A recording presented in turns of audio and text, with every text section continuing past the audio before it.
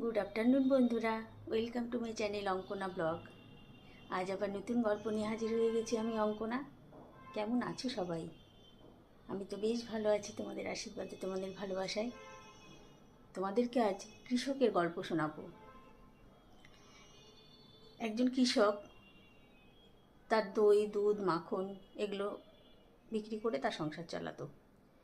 একদিন কৃষকের বউ কৃষককে কিছুটা মাখন দিয়ে বলল, এটা বিক্রি করে এসো আর কিছু জিনিসপত্র নিয়ে এসো। তো কৃষক চললো বাজারে, সেই মাখনগুলো দোকানে দোকানে দিয়ে সে তার সংসারের যা হলুদ লবণ মানে রোজকার যা যা জিনিস লাগে সংসারে সেগুলো নিয়ে আসতো।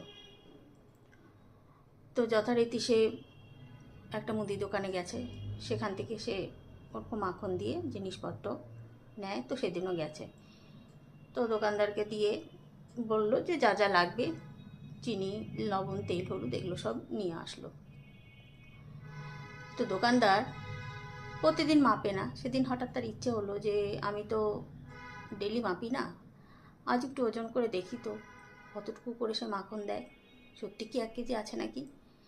তো দোকানদার মেপে দেখলো মাখনের দলাগুলোতে 1 কেজি করে ওজন নেই, সবগুলো বরঞ্চ 900 গ্রাম করে আছে।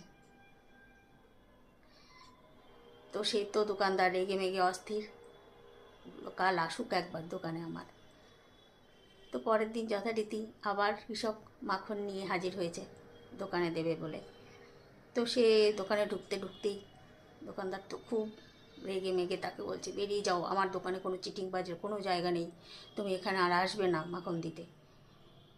তখন বলল ভয়ে সে কৃষক কাঁপা কাঁপা গলায়, যে কেন, কি হয়েছে, আমি তো কি অন্যায় করেছি, আমার মাখন কি খারাপ বেরিয়েছে? তখন দোকানদার বলল, আমি তোমাকে বিশ্বাস করে তোমার মাখন আমি ওজন করি না, তো আমার কি মনে হলো কাল আমি ওজন করে দেখলাম যে তোমার মাখনগুলো 1 কেজি করে ওজন নেই, বরঞ্চ 900 গ্রাম করে রয়েছে, তো এইভাবে কেন ঠকাচ্ছ? তখন কৃষক ভয়ে ভয়ে কাঁপা কাঁপা গলায় বলল, দেখুন দাদা, আমি তো আপনার কাছ থেকে যে চিনিটা নিয়ে যাই ডেলি 1 কেজি করে, সেই চিনিটাকে আমি এত গরিব যে আমার কাছে বাটখারা কেনার মতন পয়সা নেই।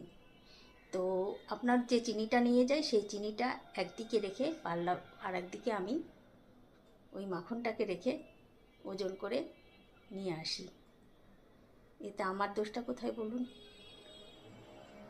তখন দোকানদার লজ্জায় মাথা নিচু করে চুপ করে রইল। তো বন্ধুরা, একটা কথা আছে না, যেমন যাকে যখন যা ফেরত দেবে তুমি পরে সেটাই পাবে। তো কাউকে ঠকালে তুমি তো অবশ্যই ঠকবে। দোকানদার ঠকিয়েছে, তো তাকে তো একদিন না একদিন ঠকতেই হতো। তো সে তো আর ভাবতে পারেনি যে 900 গ্রাম করে চিনি দিলে পারে সে ফেরতে আবার সেই 900 গ্রাম মাখনই পাবে।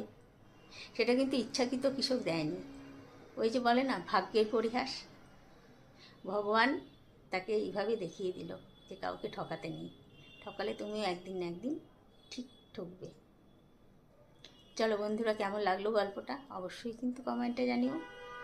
আজকের মতো বিদায় নিচ্ছি আমি অঙ্কনা, আবার নতুন গল্প নিয়ে কাল হাজির হয়ে যাব। সবাই খুব ভালো থেকো, সুস্থ থেকো। আর যারা যারা আমার গল্পগুলো দেখছো, যাদের ভালো লাগছে একটু কিন্তু কমেন্ট করো প্লিজ। যারা আমার চ্যানেলটা এখনও সাবস্ক্রাইব করোনি, প্লিজ প্লিজ প্লিজ সাবস্ক্রাইব করে দিও।